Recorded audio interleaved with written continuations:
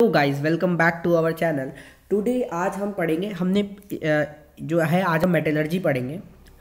तो पिछली बार हमने मेटलर्जी कहाँ तक कंप्लीट कर ली थी। हमने कंसंट्रेशन हमने टोटल मतलब प्रोसेसेस देख लिए थे कि मेटलर्जी किसको बोलते हैं, एक्सट्रैक्शन ऑफ मेटल्स, और मैंने वहाँ पे तुम्हें कुछ मिनरल्स भी बताए थे आयरन के, और एक्सट्रैक्शन ऑफ मेटल भी देख लिया था कि 3 पार्ट में होती है। सबसे पहले होती है कंसंट्रेशन ऑफ ओर, फिर होता है रिडक्शन ऑफ ओर, फिर होता है रिफाइनिंग ऑफ ओर। और मैंने कहा था वहाँ पे कि हम एक एक करके अब आगे पढ़ेंगे। तो आइए आज हम पहला जो है वो पढ़ेंगे concentration of ore. Concentration of ore. So what is concentration of ore? Concentration, तो इसमें सबसे पहले इंपॉर्टेंट चीज़ क्या है, ये बात याद रखना है। इसमें क्वेश्चंस में आती है एग्जाम्स में कि इसको बेनिफिकेशन भी बोलते हैं। क्या बोलते हैं? बेनिफिकेशन। बेनिफिकेशन स्पेलिंग देख लेना, लेकिन बेनिफिकेशन भी बोलते हैं इसको, कंसंट्रेशन ऑफ ओर को। तो कंसंट्रेशन ऑफ होता किस लिए? सबसे पहली तो बात यही आती है कि सर इसका मतलब क्या है। तो it is used, concentration of ore is used to remove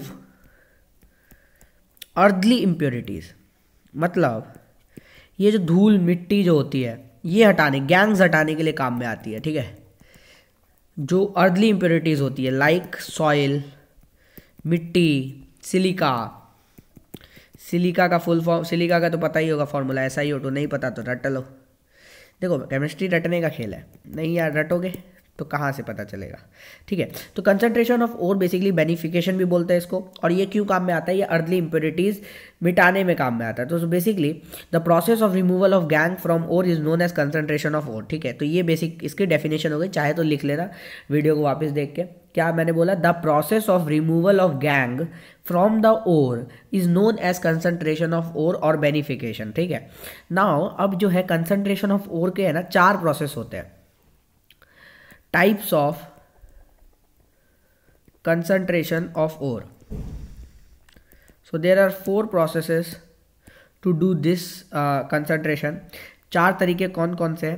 पहला तरीका है हाइड्रोलिक वॉशिंग, मतलब सीधा पानी से। कैसे करेंगे वो मैं बताऊंगा। Hydraulic washing is a first step to do concentration of ore. दूसरा तरीका होता है फोर्थ फ्लोटेशन मेथड। ये तुमने नहीं सुना होगा और ये बहुत ज़्यादा इंपॉर्टेंट है, क्वेश्चन यहाँ से आते हैं। तीसरा तरीका होता है लीचिंग। लीचिंग फोर्थ होता है, इलेक्ट्रोमैग्नेटिक सेपरेशन भी बोलते हैं, एक इलेक्ट्रोमैग्नेटिक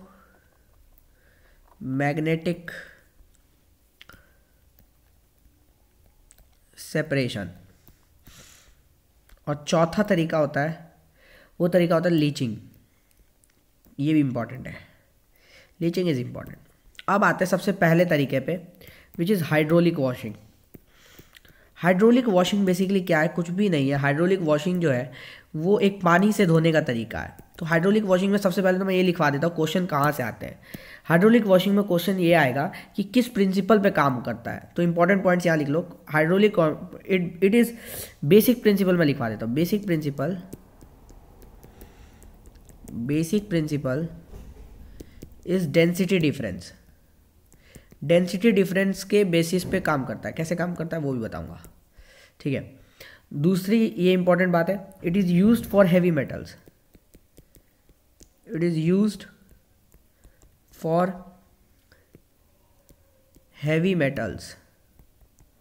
हैवी मेटल्स के लिए यूज आता है, लाइक जैसे टिन हो गया, SN, लेड, आयरन, इनके लिए। ठीक है, अब होता क्या है ये बेसिकली, होता क्या है ये, बस इतनी 2 चीज़ें इसमें बहुत ज़्यादा इंपॉर्टेंट है जो कि आती हैं क्वेश्चंस में पूछने के लिए। ठीक है, अब ये होता क्या, मैं तुम्हें वो दिखा देता हूँ। बेसिकली होता क्या है इसमें कि हमारे पास है ना एक ऐसा ट्रैक रहता है। कैसा? ऐसा ऊबड़ खाबड़ सा, मतलब इसको मैं दोबारा बना देता हूँ। एक ऐसे ऊबड़ खाबड़ सा ट्रैक होता है और हम यहाँ से एक फनल की मदद से, ऊबड़ खाबड़ सा ट्रैक है उसके ऊपर हम अच्छा चलो यहाँ पे है जो हम जो है ओर यहाँ से गिराते हैं। ठीक है, यहाँ पे हम यहाँ क्रस्ट ओर को डालते हैं और क्रस्ट ओर यहाँ से सीधा नीचे गिरता है। अब होता क्या है, इस क्रस्ट ओर नीचे गिरता है तो, और हम यहाँ नीचे जो है यहाँ पे पानी को फ्लो करवाते हैं। ठीक है, पानी को फ्लो करवाते हैं। अब होता क्या है, जब ये क्रस्ट ओर ऊपर से नीचे गिरता है, जब ये क्रस्ट ओर ऊपर से नीचे गिरता है तो इसमें जो हैवी मेटल्स है, पहले तो सारा का सारा यहाँ गिरा। अब जो हैवी मेटल्स है वो हैवी मेटल्स यहाँ पे कलेक्ट हो जाते हैं, वो पानी के साथ नहीं जाते, और हैवी मेटल्स यहीं जम जाएंगे, या थोड़े से और लाइटर मेटल है तो यहाँ जम जाएंगे।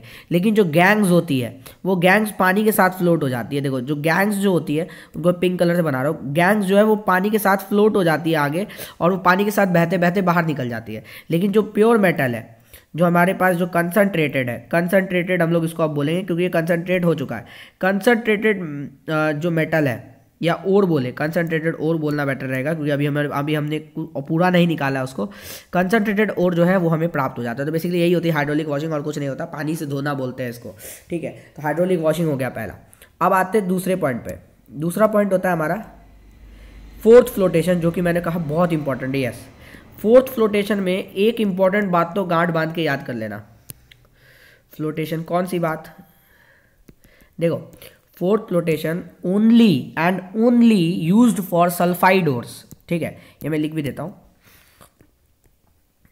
It is only used for sulphide ores. अब मैं इसका मतलब इसको बताऊंगा भी क्यों ही सिर्फ सल्फाइड ओर्स के लिए यूज में आता है और क्या होता है ये पूरा प्रोसेस। तो ठीक है, अब कुछ सल्फाइड ओर्स यहाँ पे हम याद कर लेंगे, जिससे हमें जो है आगे परेशानी ना हो क्वेश्चंस पे। तो सल्फाइड ओर कुछ याद कर लेंगे। मैं 4 तुम्हें याद कराऊंगा, जिसमें मुझे लगता है तुम्हें एक तो पहले से याद है, या शायद 2 पहले से याद है, मैंने पहले पिछले वाले लेक्चर में करवा दिए थे। तो सबसे पहले याद कर लो कॉपर ग्लैंड्स, ये वाला तुम्हें याद नहीं होगा, स्पेलिंग गलत हो तो देख लेना, कॉपर ग्लैंड्स, ठीक है। दूसरा होता है आयरन पायराइट। अब ये आयरन पायराइट का तुम्हें पता होगा, अगर याद किया है पिछले लेक्चर में तो याद रखना, और यहाँ अपने से लिख लेना, मैं नहीं तो लिखाऊंगा ये अभी इसके बाद। आयरन पायराइट हो गया, ठीक है। Copper glands, iron pyrite, galena, galena is new for you, अगर नहीं पता तो शायद तुमने गेलिना पढ़ा भी होगा इनऑर्गेनिक केमिस्ट्री में, बहुत आसान सा है गेलिना। और जिंक ब्लेंड, जिंक ब्लेंड भी तुम्हें याद होना चाहिए, मैंने पिछले लेक्चर में बताया था, पिछले लेक्चर के एकदम फर्स्ट में बताया था, ठीक है। तो अब कॉपर ग्लैंड्स का फॉर्मूला, कॉपर ग्लैंड्स का फॉर्मूला होता है CO2S, ठीक है। आयरन पायराइट का पिछले वाले में बताया था FeS2, ठीक है। Galena is simple PbS, zinc blende is ZnS, right. So these are the ores of sulphide, ठीक है। ये सल्फाइड्स के क्या है, ओर है। और हमें याद रखना है यहाँ पे कि सल्फर जिस ओर में दिखेगा वहाँ हम कंसंट्रेशन के लिए फोर्थ फ्लोटेशन का यूज़ करेंगे। अब ये फोर्थ फ्लोटेशन होता क्या है, ठीक है। अभी फोर्थ फ्लोटेशन होता क्या है मैं वो बता देता हूँ, उसके बाद हम और कुछ भी देखेंगे। देखो क्या होता है फोर्थ फ्लोटेशन में, मैं बताता हूँ। हमारे पास एक बीकर टाइप का सब्सटेंस होता है, ये हमने ले लिया एक बीकर, ठीक है। हमने ले लिया एक बीकर और हम यहाँ एक नली सी बना लेते हैं, ये बना ली, और यहाँ पे हम थोड़ा ऐसे गोल गोल छेद बना लेते हैं। क्या होगा इससे बताता हूँ।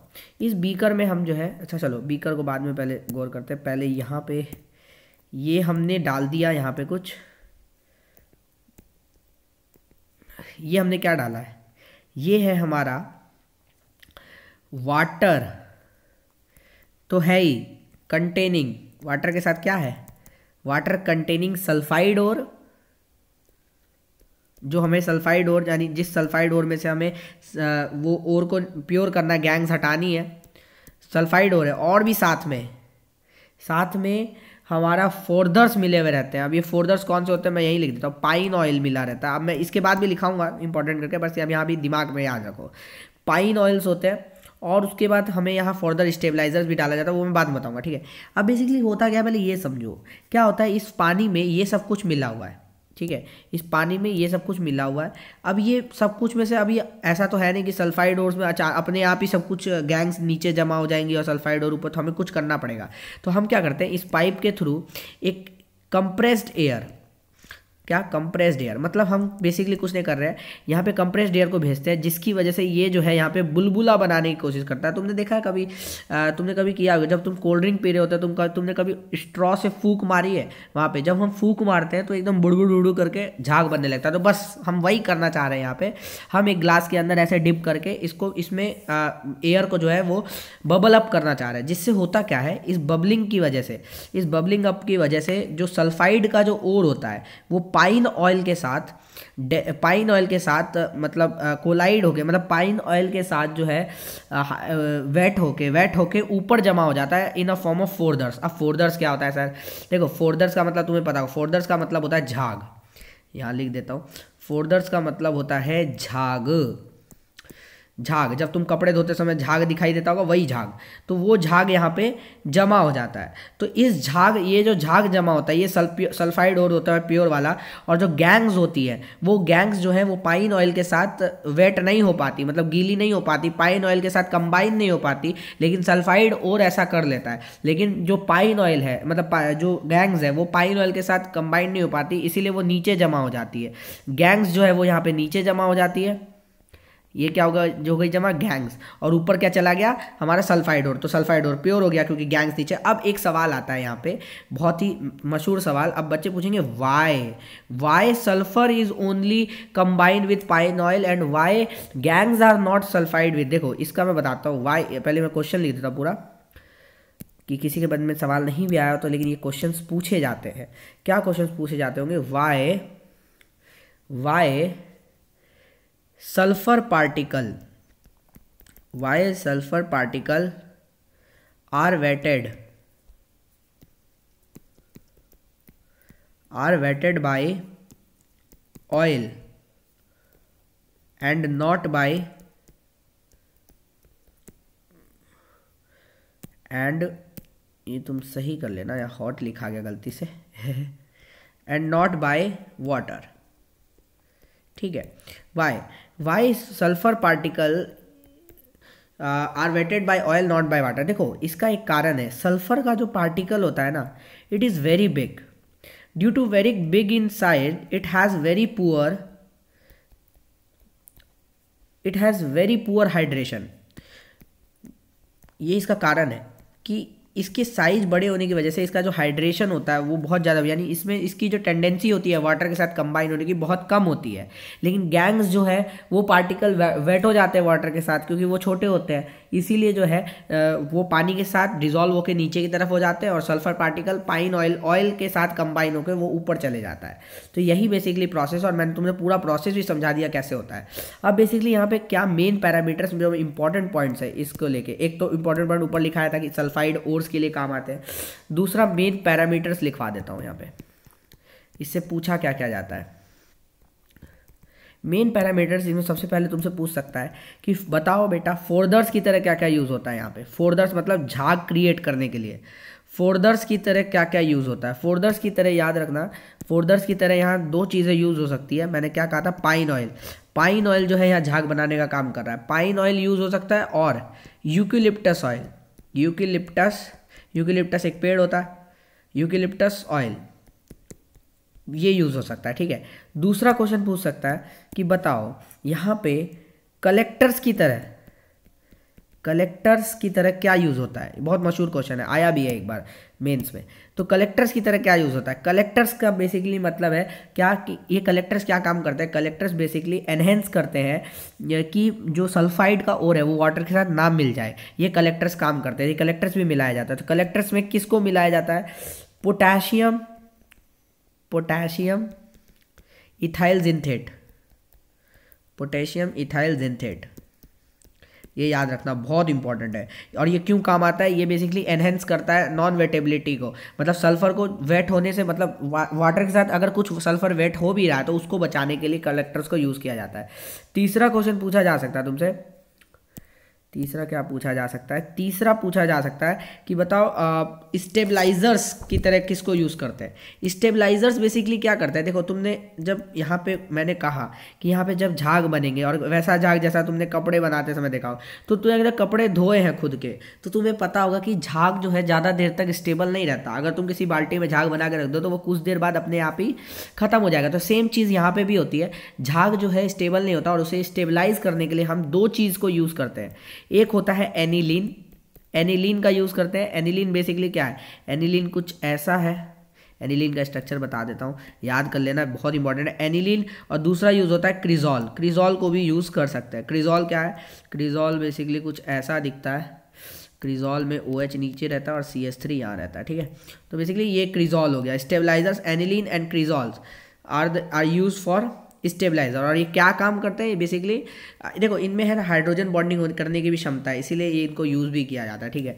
तो ये हो गया हमारा स्टेबलाइजर्स। अब आते हैं, अब क्वेश्चन क्या आता है, ओ डैम इट, ये छोटा नहीं हो रहा, 1 मिनट गाइस, ओके।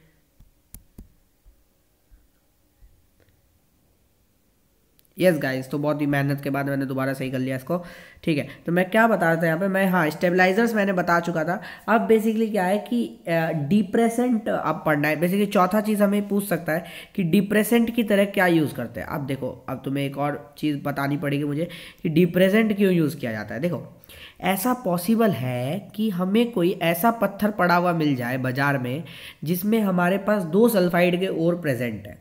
जैसे मान लो हम बाजार में गए, हम जंगल में गए, हमें एक ऐसा पत्थर मिला जिसमें PbS भी था और ZnS भी था। PbS का फॉर्म अभी बताया था, क्या होता है, गेलिना। ZnS को क्या बोलते हैं, ZnS को बोलते हैं जिंक ब्लेंड।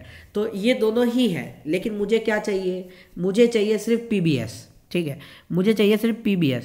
तो हम यहाँ डिप्रेसेंट की तरह 2 लोगों को यूज़ कर सकते हैं। हम 2 लोगों को ही यूज़ करते हैं, या तो सोडियम कार्बोनेट को यूज़ कर सकते हैं या सोडियम साइनाइड NaCN की तरह यूज़ कर सकते हैं, ठीक है। ये 2 ही चीज़ों को डिप्रेसेंट की तरह यूज़ किया जाता है। ये करते क्या मैं बताता हूँ। बेसिकली क्या करते हैं, अगर मान लो मेरे पास कुछ ऐसा हो रहा है PbS और ZnS, तो ये क्या करेंगे, जैसे मान लो मैंने PbS की रिएक्शन जब NaCN में मिलाई, मतलब मैं क्या करूँगा, उस बीकर में, जो बीकर में मैंने इसको वाटर के साथ डिज़ोल्व किया है, मैंने उस बीकर में मैं NaCN डाल दूंगा। उससे क्या होगा, PbS जो है NaCN के साथ कभी रिएक्ट नहीं करता, लेकिन ये जो ZnS है ये NaCN के साथ रिएक्ट करके एक कम्प्लेक्स सॉल्ट बना लेगा, ऐसा कुछ बना लेगा, ZnCN होल ट्वाइस, ऐसा कुछ बना लेगा विच इज़, और हम जानते हैं ये कॉम्प्लेक्स है तो सॉल्युबल होगा, सॉल्युबल इन वाटर होगा, सॉल्युबल इन वाटर। और ये सॉल्युबल इन वाटर हो गया तो हमारा काम आसान हो गया कि ये भी अब वाटर के साथ सॉल्युबल होकर नीचे चल जाएगा, लेकिन ये जो PbS था सल्फाइड का, और ये ऊपर झाग की तरह बन जाएगा, क्योंकि ये जो है हमारा वाटर के साथ डिजोल्व नहीं हो पाया, दैट्स वाई। तो ये डिप्रेसेंट की तरह हम 2 लोगों को इस्तेमाल में लेते हैं, याद रखना, ये बहुत इंपॉर्टेंट है, sodium carbonate and sodium cyanide, ये इंपॉर्टेंट। तो ये सारे एग्जाम्पल याद रखना। इसमें एनिलीन क्रिजॉल को यूज़ करते हैं हम, कलेक्टर्स में पोटेशियम इथाइल जिंथेट को, हाँ पोटेशियम इथाइल जिंथेट के बजाय मैं अगर कोई यहाँ पे लिख दे सोडियम, तो हाँ वो भी यूज़ कर सकते हैं, सोडियम इथाइल जिंथेट भी यूज़ कर सकते हैं और ये पोटेशियम इथाइल जिंथेट भी यूज़ कर सकते हैं। हम पाइन ऑयल या यूकेलिप्टस ऑयल। और कलेक्टर्स क्या काम करते हैं, कलेक्टर्स बेसिकली एनहेंस करते हैं किसी भी सल्फाइड ओर को नॉन वेटेबिलिटी बढ़ाने के लिए, मतलब जो सल्फाइड ओर वेट नहीं हो रहा है, यहाँ पे जो सल्फाइड ओर मैंने दिखाया था, ये जो वेट नहीं हो रहा है, इसी चीज़ को बढ़ाने के लिए, यहाँ पे जो सल्फाइड ओर वेट नहीं हो रहा है, इसी को एनहेंस करने के लिए कलेक्टर्स का यूज़ किया जाता है। बस आज हमारा हो गया कंप्लीट कंसंट्रेशन ऑफ ओर्स का। अभी हमारा क्या हुआ है, कंसंट्रेशन ऑफ ओर्स में 4th फ्लोटेशन हुआ है ना कंप्लीट। अब हम आते हैं तीसरे पे, इलेक्ट्रोमैग्नेटिक सेपरेशन। आज पूरा कंप्लीट करके जाएंगे, मुझे लग रहा था पूरा खत्म हो गया लेकिन नहीं हुआ अभी, चलो थोड़ा सा है। इलेक्ट्रोमैग्नेटिक सेपरेशन, ठीक है, इलेक्ट्रोमैग्नेटिक सेपरेशन बहुत ही आसान चीज़ है, इसमें कुछ नहीं समझना, इसमें क्वेश्चन भी नहीं आते। बेसिकली क्वेश्चन आएगा कि which of the following is use for the electromagnetic separation, ठीक है। तो इलेक्ट्रोमैग्नेटिक सेपरेशन जो प्रॉपर्टी है वो कैसे होता है, देखो इसमें कुछ मैं पूरा मैकेनिज्म समझा दे तो समझ में आ जाएगा। ये हमारे पास जो है ना, ये 2 व्हील्स लगी रहती है, इस व्हील्स के ऊपर क्या है, एक बेल्ट लगी रहती है, ठीक है, ये बेल्ट लगी है। अब इस व्हील्स में से एक जो व्हील होता है ये वाला मैग्नेटिक होता है, मैग्नेटिक व्हील होता है। अब और यहाँ पे जो नीचे हमारे पास है, यहाँ पे 2 ड्राम लगे हुए रहते हैं। लेट से मैं यहाँ तो कोई 2 ड्राम बना देता हूँ, एक यहाँ पे बनाता हूँ, एक यहाँ पे बनाता हूँ, ठीक है। अब होता क्या है, मैं यहाँ पे यहाँ से जो है क्रस्ट ओर्स को गिराता हूँ, ठीक है, क्रस्ट ओर्स को गिराता हूँ और ओर्स धीरे धीरे जो है ये मूव कर रहे रहते हैं बेल्ट, ये क्रस्ट जो है और धीरे धीरे आगे जाता है। अब ये जो मैग्नेटिक बेल्ट है, जो हमारी जो मैग्नेटिक बेल्ट्स है इनसे चिपक जाते हैं, तो जो गैंग्स होती हैं, जो नॉन मैग्नेटिक गैंग्स होती हैं, वो सीधा इसमें आके गिरती है, क्योंकि ये यहाँ पे तो ऐसे आ नहीं पाएगी। और जो मैग्नेटिक ओर्स है वो, तो यहाँ पे जो है हमारा प्योर मेटल मिल जाता है, प्योर Fe मिल जाएगा, या तो आयरन के केस में सबसे ज़्यादा इसको यूज़ किया जाता है, और यहाँ पे जो है हमारा गैंग्स मिल जाएगा, तो इसको भी यूज़ किया जाता है। तो ये याद रखना, ये छोटा सा मेथड है इलेक्ट्रोमैग्नेटिक सेपरेशन, ठीक है। तो अब आते हैं हम last and fourth which is very important, which is called gang, gang नहीं, leaching is very important. Leaching कब यूज़ आता है, लीचिंग तभी यूज़ आएगा when metal when metal is more soluble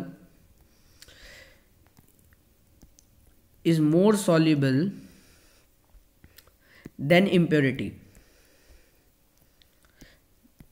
जब मेटल इम्प्योरिटीज से ज़्यादा सॉल्युबल हो जाएगा तब, अब देखो, अगर मेटल इम्प्योरिटी से ज़्यादा सॉल्युबल हो गया तो तुम फोर्थ फ्लोटेशन मेथड का यूज़ नहीं कर सकते, क्योंकि उसमें बीकर में जो मेटल है वही इम्प्योरिटी से ज़्यादा सॉल्युबल है। अब वही ज़्यादा सॉल्युबल है तो वो झाग की तरह बनेगा ही नहीं कभी ज़िंदगी में, इसीलिए हम लीचिंग का यूज़ कर सकते हैं। तो लीचिंग किस किस केस में यूज़ आता है, कौन कौन से मेटल में, जैसे एल्युमिनियम में यूज़ आता है, AuAg में सबसे ज़्यादा यूज़ आता है, उसके बाद लो ग्रेड कॉपर में याद आता है, कॉपर में भी यूज़ आता है, ठीक है। अब बेसिकली होता क्या है इसमें याद रखना, leaching of AgAu is an special case, जहाँ से सबसे ज़्यादा क्वेश्चन आते हैं। तो मैं इसको अलग एक हेडिंग ही बना देता हूँ, लीचिंग ऑफ